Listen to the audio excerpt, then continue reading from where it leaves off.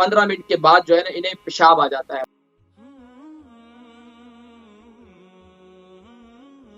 السلام علیکم ورحمۃ اللہ وبرکاتہ۔ وعلیکم السلام۔ ہیلو جی، میں بولوں؟ جی آپ بولیں۔ اچھا جی، بہت شکریہ جی۔ مجھے جی پیشاب کی تکلیف ہے بہت زیادہ، اور ہر 15 منٹ بعد مجھے پیشاب آتا ہے۔ میں اگر لیٹی ہوئی ہوں تو اٹھی ہوں پیشاب کے لیے تب بھی 2-3 قطرے نکل جائیں گے، جو کہ لوٹا بھی اٹھاتی ہوں تو میرے 2-3 قطرے نکل جاتے ہیں، اور ایک دم مجھے پیشاب آئے گا ہر 15 منٹ بعد، ہر 15 منٹ بعد۔ میں چائے بھی نہیں پیتی، پانی بھی نہیں پیتی، سارا دن نہیں پیتی۔ نام کیا ہے؟ عمر کتنی ہے؟ وزن کتنا ہے؟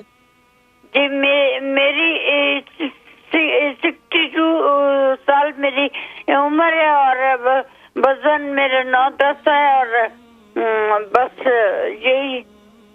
چلیں ٹھیک ہے، پروگرام دیکھیں، میں ذکر کرتا ہوں، ٹھیک ہے۔ بہت شکریہ۔ ان کی عمر 62 ہے، 9 اسٹون کا وزن ہے۔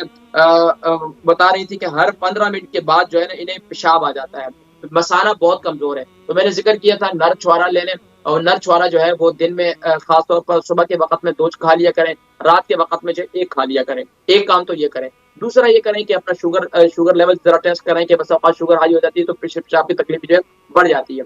لیکن اس کے علاوہ مثانے کی کمزوری کے لیے ایک بہترین نسخہ جو ہے، میں نے ہمیشہ سے کہا ہے کہ یہ انار کے چھلکے جو ہے مثانے کی کمزوری کے لیے زبردست نعمت ہے۔